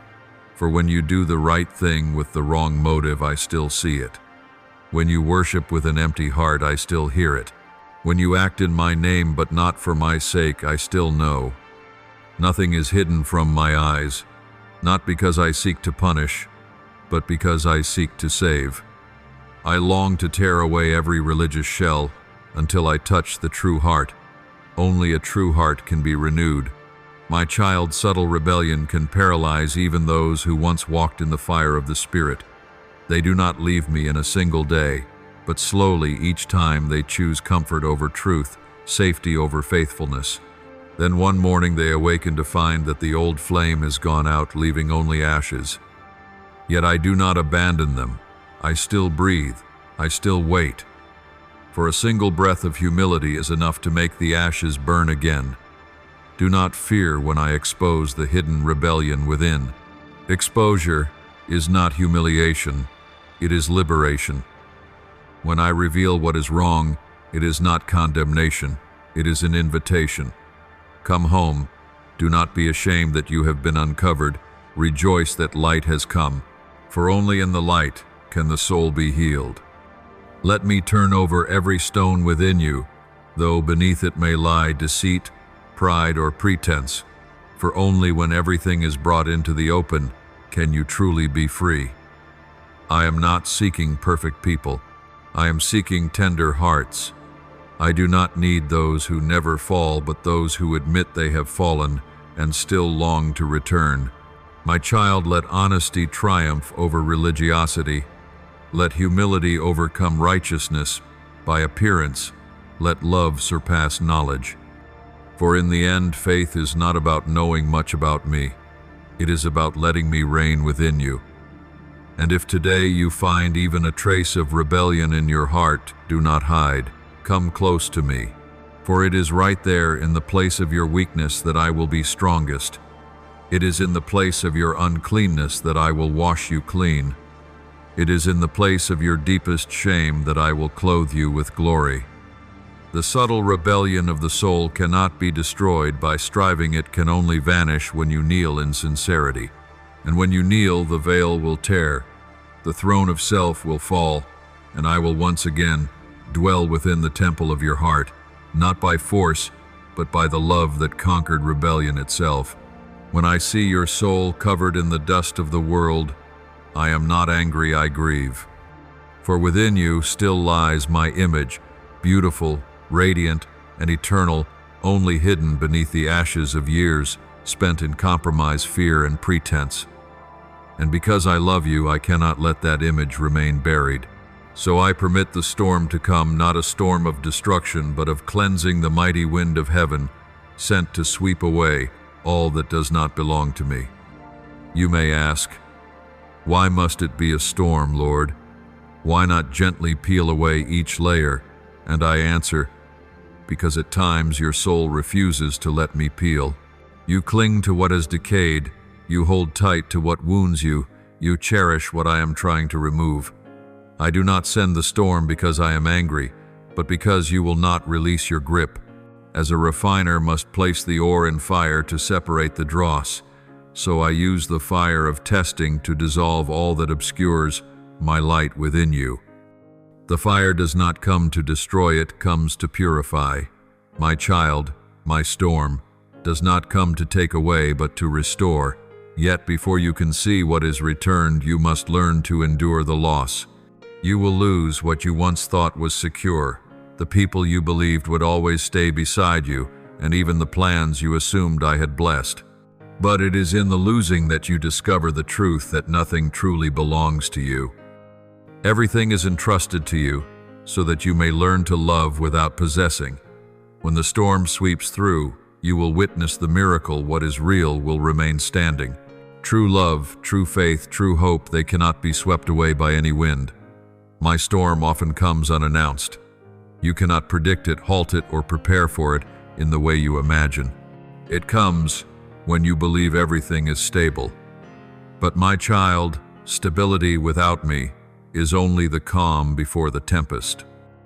I allow the winds to rise, not to frighten you, but to shatter the illusion of safety that you have built for yourself. For only when the false walls collapse will you see the true foundation, and that foundation is me. When the storm blows, everything unsteady will tremble. Shallow faith will crack. Empty prayers will fall away. Half-hearted love will fade. But do not fear. What is false must fall, so that what is true may stand. I am rebuilding your soul not with wood, hay, or straw, but with precious stones, things that can only be formed in fire, and that fire is the storm itself. You will feel alone and ask, "Where are you in this tempest?" But my child, I do not stand outside the storm. I am within it with you.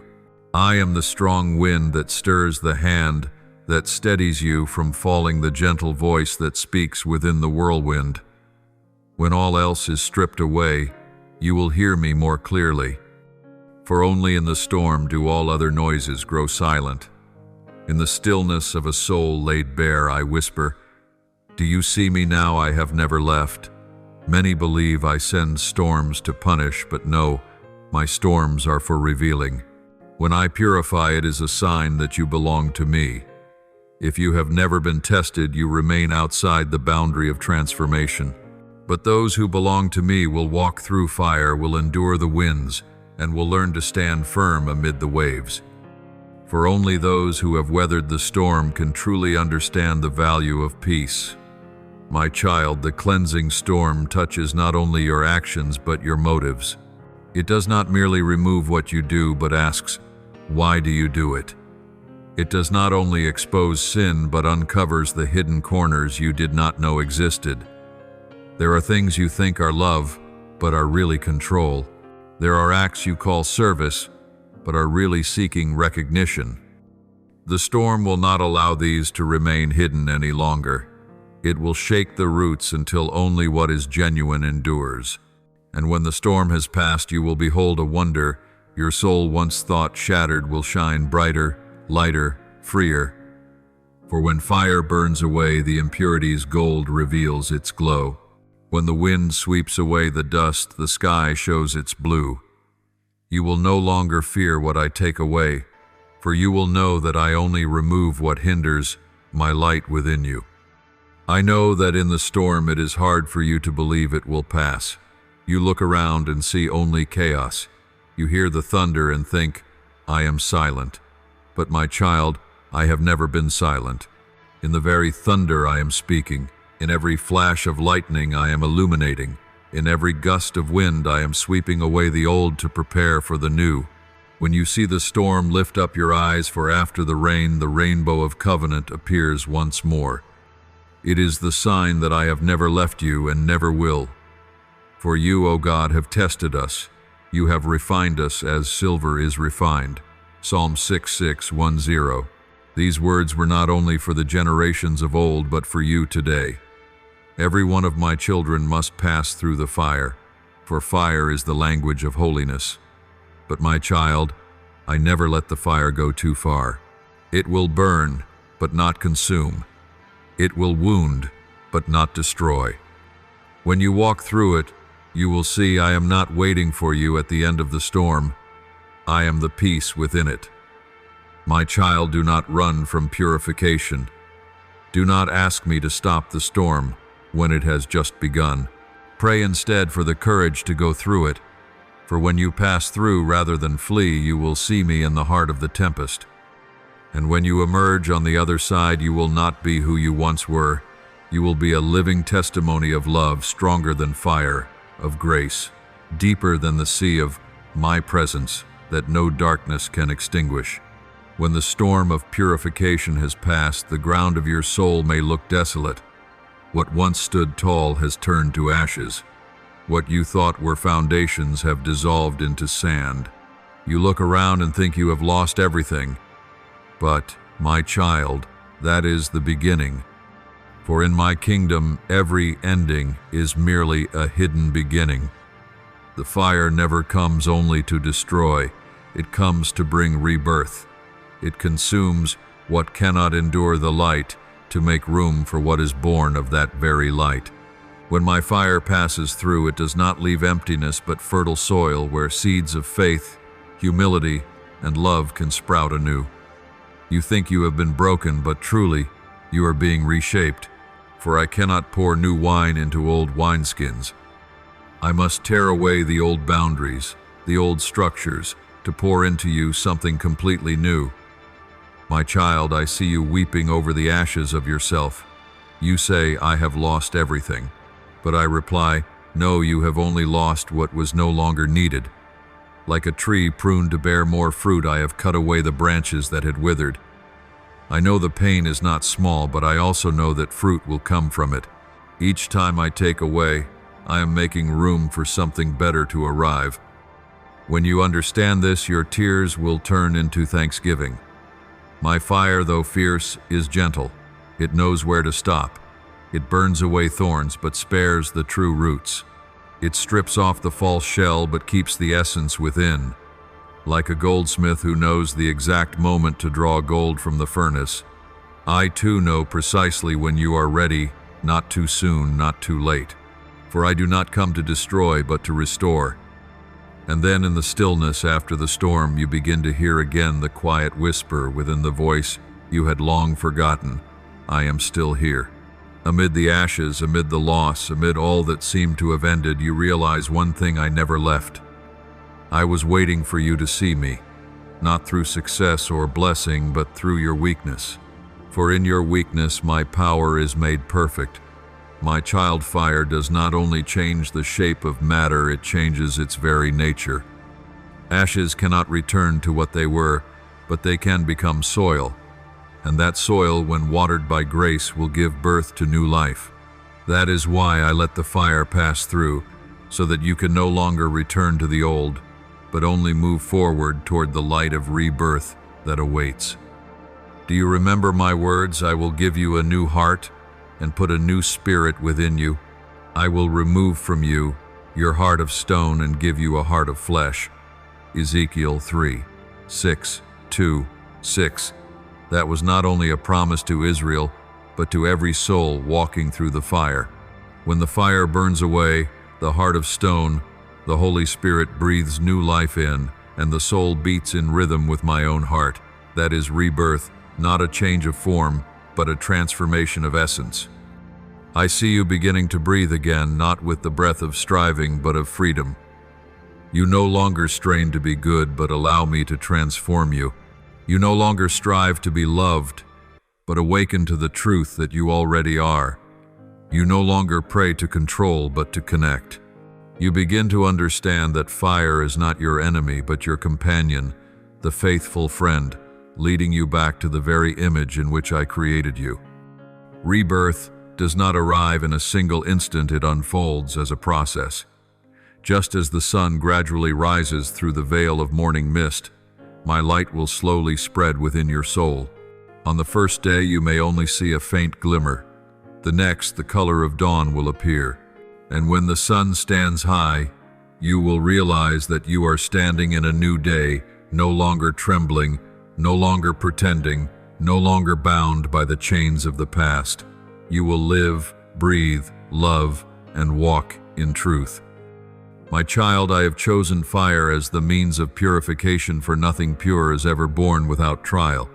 Even the diamond must endure pressure, and the seed must be buried before it can sprout. So too must your soul, if it is to carry glory, pass through the dark tunnel of transformation. Yet I promise you, this not one tear will be wasted. Every loss will become nourishment for new life, and every pain will bear witness to grace. One day, you will look back and say, Lord, I thank you for the storm. You will no longer fear the fire, for you will have seen that it does not consume you, it refines you. You will no longer fear loss, for you will have learned that everything taken away is replaced by something better.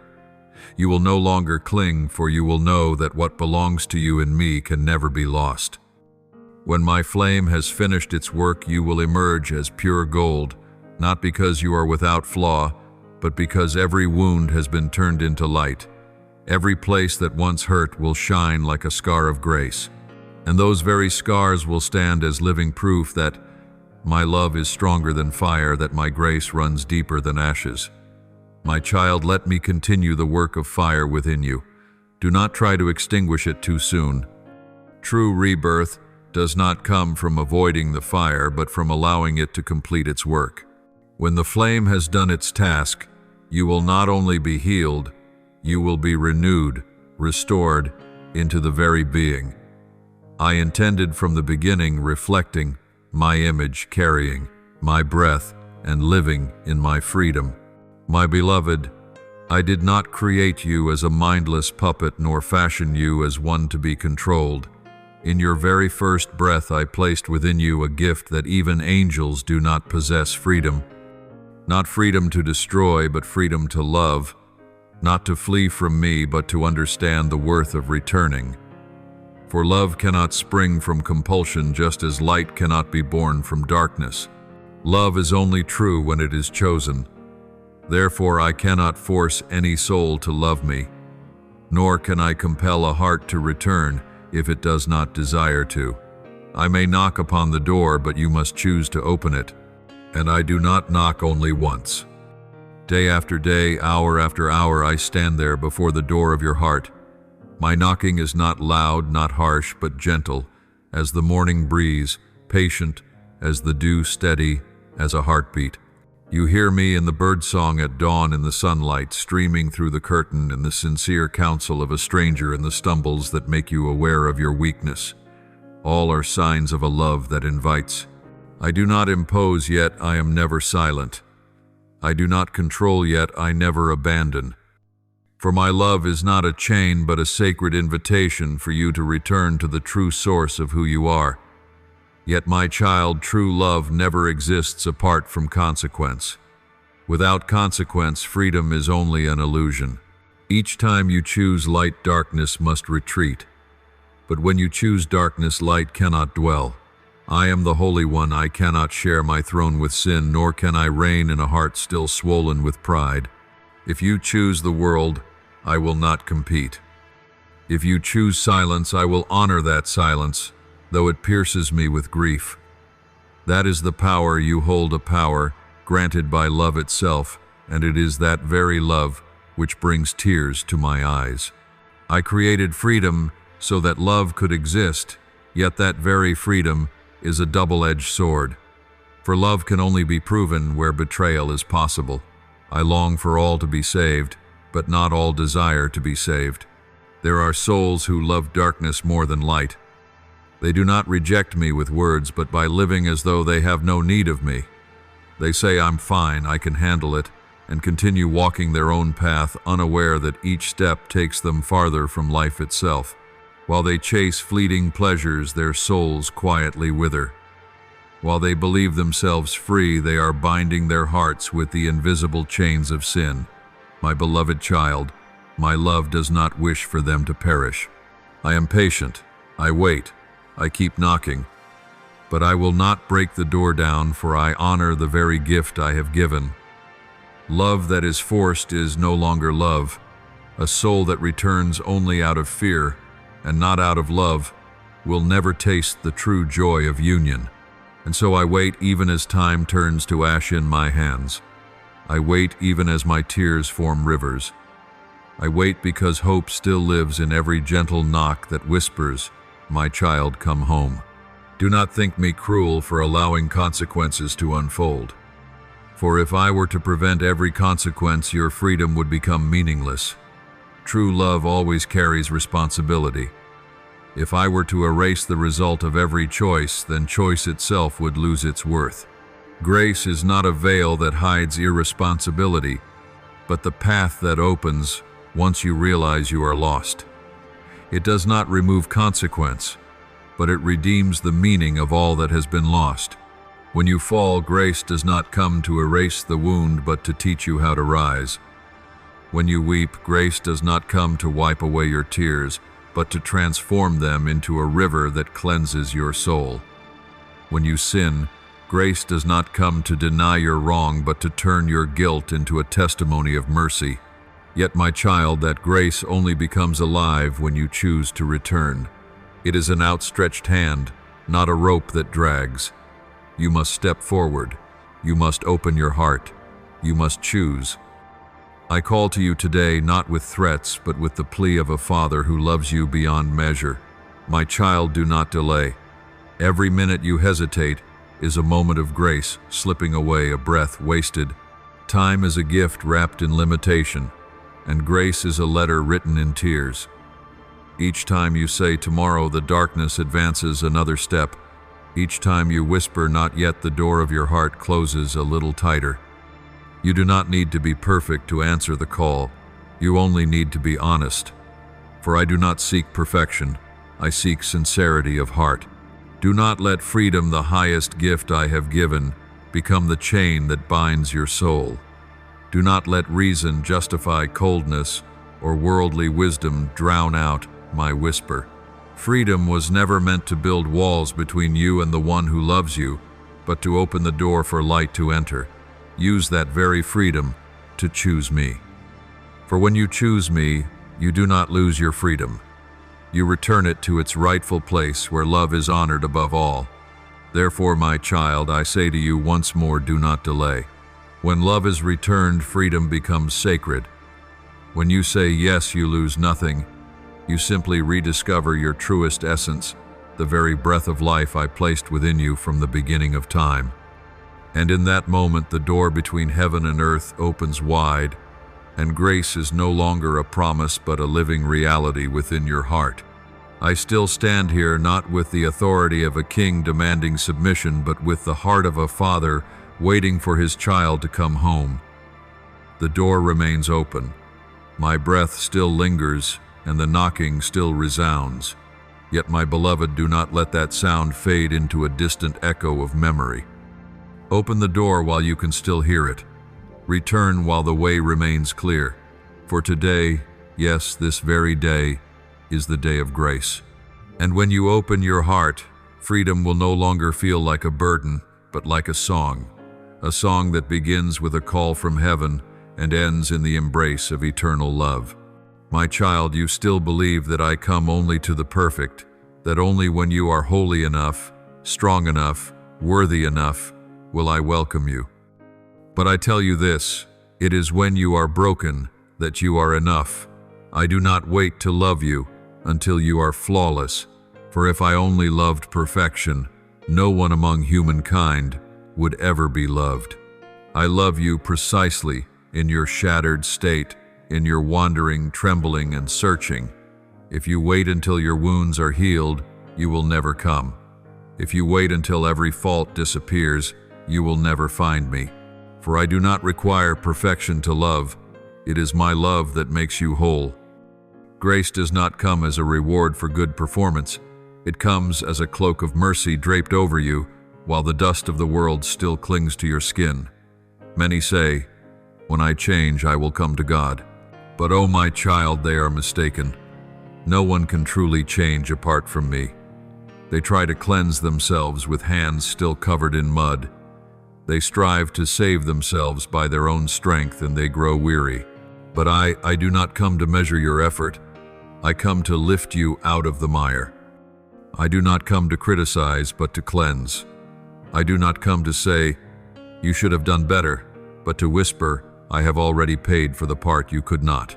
Do you remember I once sat and ate with tax collectors, touched the leper, and wept for the betrayer? I did not turn away from the broken, for they are where grace finds its resting place. I did not come seeking the strong, but to raise up the weak. I did not seek the pure, but to wash the stained. For in my hands nothing is beyond redemption. Every wound can become the place where light enters. So come to me, just as you are weary, chaotic, sinful, fearful, unprepared. I do not need your perfection. I need your honesty. Only when you are truthful can I reach into the deepest places within you, the very ones you have been afraid to face. My child, the most important moment in life is not the day you were born, but the day you choose to return. That moment, though it may unfold in silence, shakes the heavens. When a soul whispers, "Yes, I am coming," all of heaven grows still to listen. The angels cease their songs. The stars pause in their orbit, all to welcome a small soul crossing the threshold of life. No brilliant light is needed, no ceremony required, only a sincere confession, "I want to return." For when one soul comes home, heaven rejoices. My child, do not say tomorrow. Do not wait until you are less sinful, less fearful, or good enough. Tomorrow is the sweet lie the enemy uses to lull the soul to sleep. Tomorrow is the illusion of safety, but grace only lives in today. I did not say tomorrow you will hear my voice, but rather, today if you hear his voice, Do not harden your hearts. Hebrews 3:1-5. Today is the moment of opportunity, the meeting point between eternity and the present. Every breath you take is proof that grace still remains. Do not waste it by hesitating. I do not ask how many times you have fallen. I ask only if you still wish to rise. I do not ask how far you have gone. I ask only how much you long to return. I do not ask what you bring, for the offering I delight in is not silver, gold, or merit, but a broken heart. A heart that is shattered yet still beats, for it still feels pain, still remembers, still knows how to love. And I have promised I will not despise a broken and contrite heart. Psalm 5:1-7. When you come, I do not merely forgive, I renew. I do not only cleanse, I transform. I do not just unbind chains, I give wings. You will no longer be a victim of your past, but a witness of grace. Every tear that once fell will not be wasted. They will water the seeds of new life. Every wound that once caused you pain will become a window through which my light enters. When I touch you, what was broken becomes a testimony of mercy. When I speak, death falls silent and life rises within you. My child, this is the threshold of grace, the place where earth meets heaven, where tears become jewels, where sin is exchanged for righteousness, where the lost are called beloved. Here there is no distance between the sacred and the human, for I have erased that line with love. But know this, the door of grace does not stay open forever. It remains wide but not eternal. Do not wait for the night to fall only to realize the dawn has passed. Do not let your heart harden in the habit of delay. When my voice still calls, it is time to move. When your tears can still fall, it is the sign that the Spirit is still stirring. My child, step across. Let me welcome you not with judgment but with open arms, not with rebuke but with song, not with law but with love. You will see that I am not a distant ruler, but the Father who runs to embrace the child who has come home. I will place a new robe upon you, a ring on your hand, sandals on your feet, and I will say, rejoice, for my child who was lost is found. You will know then that everything you have searched for all this time was never in the world but in my heart, for there you will realize that today itself is a miracle. Yesterday has passed, tomorrow has not yet come, but today is the gift, the place where you and I meet, the place where time pauses and grace enters, where every brokenness becomes a doorway and every failure becomes a bridge for restoration. My child, I do not ask you to be strong to come. I ask you only to be sincere. Brokenness is enough, for when you bring me all those fragments, I will create what will astonish all of heaven, a new heart, tender, loving, forgiving, and alive again. Thank you for listening to this message today. Subscribe and turn on the notification bell so that together we may receive the words of eternal life, build unshakable faith, and walk in the boundless love of God. Amen.